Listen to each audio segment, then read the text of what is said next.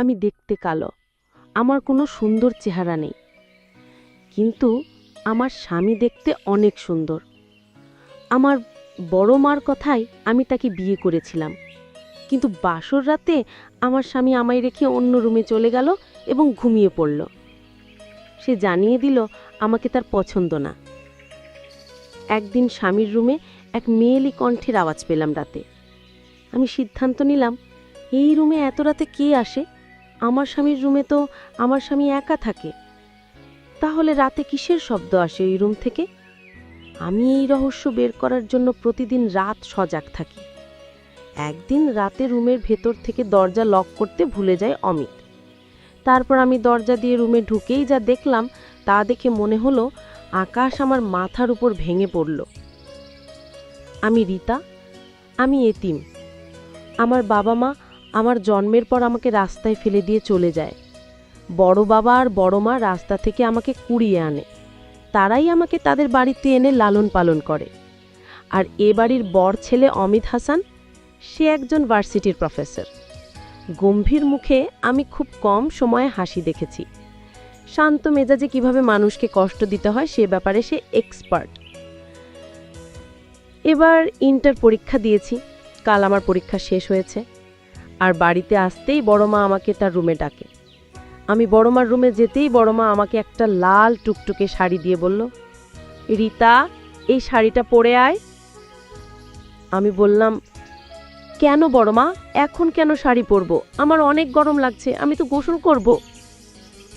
তো গোসল করবি কর, আমি মানা করেছি নাকি? গোসল শেষে শাড়িটা পরে আয়। কেন বড় মা? রীতা, দিন দিন তুই আমার মুখের ওপর কথা বলা শুরু করেছিস। তোকে শাড়ি পরতে বলেছি, শাড়ি পরবি, আর কোনো কথা শুনতে চাই না। গম্ভীর গলায় কথাগুলো বললেন রেহানা বেগম। এদিকে রেহানা বেগমের কথা শুনে রীতার চোখে পানি টলটল করছে। সে মাথা নিচু করে আস্তে আস্তে রুম থেকে নিজের রুমে ফিরে যায়। এ বাড়িতে বড় মা আর বড় বাবা ছাড়া কেউ আমাকে পছন্দ করে না। ছোট মা তো দেখলেই ছিটকে মনে হয় আমি কোনো নোংরা আবর্জনা, তাই আমাকে সব সময় দূর দূর করে। আচ্ছা, আমার বাবা মাকে আমার দেখার অনেক ইচ্ছা। সবার বাবা মা আছে, আমার কেন নেই? আমার বাবা মার কি আমার কথা একবারও মনে হয় না? আমি তো জানি মায়েরা সন্তানের জন্য সব করতে পারে, তাহলে আমাকে কেন রাস্তায় ফেলে গেল? নিজের রুমে ঢুকে বিছানায় গা এলিয়ে দিলাম। আমার এ বেহায়া চোখে মনে হয় সাগর আছে। এত পানি পড়ে তাও এ চোখের পানি ফুরি না। গোসল করে শাড়িটা পরে ভেজা চুলগুলো ফ্যানে বাতাসে শুকিয়ে চুলগুলোকে খোপা করে বড়মার রুমের দিকে যাচ্ছিলাম। সময় হঠাৎ খাবার নিয়ে যাচ্ছিলাম, তখন অমিত ভাইয়ের উপর খাবার পড়ে যায়। এদিকে বিরক্ত হয়ে আমার দিকে তাকিয়ে বলল, চোখ নাই নাকি তোর? দেখে চলতে পারিস না? বলেই চলে গেল সে।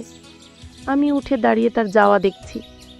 এই মানুষটা আমাকে দু চোখে সহ্য করতে পারে না, আর আমি তাকে দু চোখ ভরে দেখি। আর বড়মা চাচ্ছেন আমি তাকে বিয়ে করি। বড়মার রুমে যেতেই বড়মা আর বড় বাবা আমাকে তাদের পাশে বসিয়ে বলে, রীতা মা, আমাদের উপর কি তোর ভরসা আছে? আমি অবাক হয়ে তাকিয়ে আছি। এই দুই মানুষের জন্যই তো ও আজ এই পৃথিবীতে বেঁচে আছে। সে বলে, বড় মা, বড় বাবা, তোমরা না থাকলে কি আর আমি এই পৃথিবীতে থাকতাম? তোমরা আছো বলেই আমি আছি। আর তোমাদের ভরসা করব না, তবে কাকে ভরসা করব বলো? আমি জানি তোমরা আমার জন্য যে সিদ্ধান্ত নেবে সেটা আমার ভালোর জন্য। আমার আস্থা আছে তোমাদের উপর। রীতার কথা শুনে অমিতের মা বাবার মুখে একটা প্রাপ্তির হাসি ফুটে ওঠে। তারা রীতাকে বলে, রীতা মা, তোর কি কোনো পছন্দের মানুষ আছে? কথাটা শুনে আমার মনে আর মস্তিষ্কে অমিত ভাইয়ের কথা আর চেহারা ভেসে ওঠে। আমি বড় মা বড় বাবার দিকে তাকিয়ে বলি, না, আমার তেমন কেউ নেই, আর থাকলে তো তোমাদের জানাতাম, তাই না? আচ্ছা, তোমরা এইসব কথা কেন বলছো? আমার কথা শুনে বড় বাবা আর বড় মা দুজন দুজনকে চোখের ইশারায় কথা বলছে। আমি তাদের মুখ চাওয়াচাওয়ি করছি। কিছুক্ষণ পর বড় বাবা বলেন, আমি একটা সিদ্ধান্ত নিয়েছি। কি সিদ্ধান্ত বড় বাবা? আমি তোর আর অমিতের বিয়ের সিদ্ধান্ত নিয়েছি। বড় বাবার কথা শুনেই আমার বুকের মধ্যে ধুকপোকানি শুরু হয়ে যায়। অমিত আর আমার বিয়ের কথাটা মস্তিষ্কে আসতেই আমার মাথাটা কেমন ঝিমঝিম করে ওঠে। যে মানুষটা আমাকে কষ্ট দিয়ে সবসময় কটু কথা শোনাতে পছন্দ করে, যে মানুষটা আমাকে পছন্দ করে না, সে আমাকে বিয়ে করবে, এটা আমার বিশ্বাস হয় না। আমার গলা শুকিয়ে গেছে। আমি ঠুক দিলে বললাম, বড় বাবা কী সব বলছো? আমার আর অমিত ভাইয়ার বিয়ে? ঠিক বলেছি আমি। কেন, তোর কোনো আপত্তি আছে কি?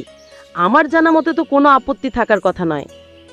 বড় মা বলে, সুনিতা, আমরা যে সিদ্ধান্ত নিয়েছি তোর ভালোর জন্য, বিশ্বাস রাখ, এতে তোর ভালোই হবে মা। আমি শুধু দুজনের মুখের দিকে তাকিয়ে দেখি তারা অধীর আগ্রহে তাকিয়ে আছে আমার কথা শোনার জন্য। আমি তাদের দিকে তাকিয়ে মুচকি হেসে বললাম, তোমরা যা করবে তাই হবে, আমার কোনো আপত্তি নেই। এরপরই এশারের নামাজের পর আমার আর আব্রাহামের বিয়ে হয়। রান্না করতে দিয়ে কালকের কথাগুলো ভাবছিলাম। হঠাৎ আমার গালে একটা চড় পড়াল। আমি চমকে উঠে সামনে তাকিয়ে দেখি অমিত ভাই দাঁড়িয়ে আছে আমার দিকে রাগী দৃষ্টিতে। তার এভাবে তাকানো দেখে আমার ভিতর ভয় ঢুকে যায়। এখন আবার কি বলবে আমাকে?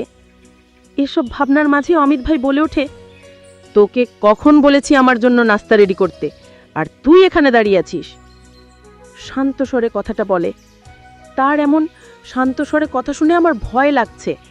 আমি বললাম, আমি এখনই আপনার নাস্তা রেডি করছি। আসলে কফি করার জন্য গরম পানি করছিলাম, তার জন্য আমার দেরি। আপনি বসেন, আমি নাস্তা দিচ্ছি টেবিলে। কথাটা শুনেই অমিত রান্নাঘর থেকে টেবিলে গিয়ে বসে। তাড়াতাড়ি করে অমিত ভাইয়ের নাস্তা দিয়ে আমি চলে আসব, তখন সে পেছন থেকে বলে, আমাকে কি তোর ভিখারি মনে হয়? মানুষ, কুকুর বিড়াল কেউ খেতে দিয়ে পাশে দাঁড়িয়ে থাকে, সেখানে আমি একটা জ্যান্ত মানুষ, আমাকে কি তোর চোখে পড়ে না? অমিত ভাইয়ের কথা শুনে আমি ভয়ে ভয়ে বললাম, আমি দুঃখিত, আমাকে মাফ করে দেন, আমি এরপর থেকে এমন করব না। বলেই তার পাশে গিয়ে দাঁড়ালাম। সে এখনই খেয়ে চলে যাচ্ছে। আমি যে তার পাশে দাঁড়িয়ে আছি, একবার তো জিজ্ঞাসা করতে পারে আমি খেয়েছি কি না। মনে মনে কথাগুলো ভাবছিলাম, কখন যে তার খাওয়া হয়ে গেছে টের পাইনি। বড় মার ডাকে আমার ঘোর কাটে। কিরে রীতা, ওখানে দাঁড়িয়ে আছিস কেন? আর নাস্তা করবি কখন? অনেক বেলা হয়ে গেছে, তাড়াতাড়ি নাস্তা করে নে। বড় মার দিকে তাকিয়ে মুচকি হেসে বললাম, করে নিচ্ছি। তোমরা নাস্তা করছো? আমাদের সবার নাস্তা করা শেষ, তুই শুধু বাকি, তাড়াতাড়ি খেয়ে নে। দুপুর 1টা বাজে। দুপুর খাবার সব রান্না করে টেবিলে রেখে দিয়েছি, যার যেটা প্রয়োজন সে নিয়ে খাবে। আমার শরীর আর চলছে না। কাল রাতের মারের ব্যথায় আমার পুরো শরীর ব্যথা করছে। কোনো রকমভাবে বিছানায় শুয়ে পড়লাম। মনে হচ্ছে জ্বর আসছে, কেমন যেন ঠান্ডা লাগছে। দুপুরে খাবার টেবিলে সবাই একে একে বসে পড়ছে খাবার খাওয়ার জন্য, কিন্তু রীতাকে দেখতে না পেয়ে রেহেনা বেগম বলে, কি হলো, রীতা আসেনি এখনো খেতে? রেহেনা বেগমের কথা শুনে রেহেনা বেগমের জামিমি বেগম মুখ বাঁকিয়ে বলে, ও আসেনি তো কি হয়েছে, ওর জন্য কি আমরা না খেয়ে থাকবো নাকি? আমি কখন বললাম রীতা না এলে আমরা খেতে পারবো না? বলনি? তাহলে অপেক্ষা করছো কেন ওই মেয়ের জন্য? বলেই তিনি খাওয়া শুরু করেন। সবাই খাওয়া শুরু করে। রেহেনা বেগমের মনটা কেমন করে রীতার জন্য। তিনি খাওয়া শেষ করে রীতার খাবার প্লেটে সাজিয়ে নিয়ে রীতার রুমে এসে দেখে রীতা বিছানায় ফ্যান অফ করে কম্বল গায়ে জড়িয়ে শুয়ে আছে। রীতাকে এভাবে শুয়ে থাকতে দেখে তার কপালে ভাঁজ পড়ে। সে খাওয়াটা টেবিলে রেখে রীতার পাশে বসে। মাথায় হাত দিতেই চমকে ওঠে, ওর পুরো শরীর জ্বরে পুড়ে যাচ্ছে। তিনি তাড়াতাড়ি করে কটা বাটিতে পানি আর একটা রুমাল ভিজিয়ে রীতার কপালে রাখে। তারপর তাড়াতাড়ি করে নিজের রুমে গিয়ে জ্বরের ওষুধ এনে খাওয়ায়। এভাবে জ্বরপট্টি আর ওষুধ খাওয়ানোর ফলে আস্তে আস্তে রীতার জ্বর কমতে শুরু করে। রাত 8টা বাজে। রীতা বিছানায় শুয়ে মাথা ব্যথায় ভুগছে। মাথা প্রচণ্ড ব্যথা করছে। তার এই সময় মায়ের কথা মনে পড়ছে। তার মা থাকলে তাকে এ সময় একা রেখে কোথাও যেত না। তার মাথায় হাত বুলিয়ে দিত। তার কি খেতে ইচ্ছা করছে সেটা বানিয়ে খাওয়াতো। তাকে মাথায় হাত বুলিয়ে ঘুম পাড়িয়ে দিত। এসব কথা ভাবার সময় বুক থেকে দীর্ঘশ্বাস বের হয়। এসব ভাবনা যে কখনো পূরণ হবে না। তার যে মা নেই, বাবা নেই, সে যে এতিম। কথাগুলো মনে হতেই সে দুকড়ে কেঁদে ওঠে। কেন আর 5টা স্বাভাবিক মানুষের মধ্যে তার জীবন হলো না? এ পৃথিবীতে এতিমদের টিকে থাকা মেয়ের জন্য খুব কঠিন। রাতে খাওয়ার টেবিলে বসে আছে, সবাই সাথে রীতাও আছে। সে মাথায় ঘুমটা দিয়ে বসে আছে। সবাই খাওয়া শুরু করে দিয়েছে। এদিকে রীতা ভাত না খেয়ে পানি খেয়ে উঠে পড়ে। তার উঠা দেখে রেহেনা বেগম বলে, কি হয়েছে? খাওয়া শেষ না করে উঠলি কেন? আমার খেতে ইচ্ছা করছে না। রীতার কথায় রেহেনা বেগম বলে, কি খাবি বল, আমি বানিয়ে আনছি। রীতা সবার দিকে তাকিয়ে বলে, আমি কিছু খাবো না, কিছু বানাতে হবে না, তুমি খাও, আমি ঘুমাবো। কথাটা বলি ওখান থেকে রুমে যেতে পিছন থেকে ছোটমা বলে, ঢং দেখে জান বাঁচে না, সারাদিন ঘুমিয়েও নাকি তার ঘুম ফুরায় না, যত সব ন্যাকামি। কথা শুনে রীতা পিছনে আর না তাকিয়ে নিজের রুমে চলে গেল। রাত 1টা বাজে। রীতা বসে বসে পড়ছে। জ্বর কিছুটা ছুটেছে, তাই বই নিয়ে পড়তে বসেছে।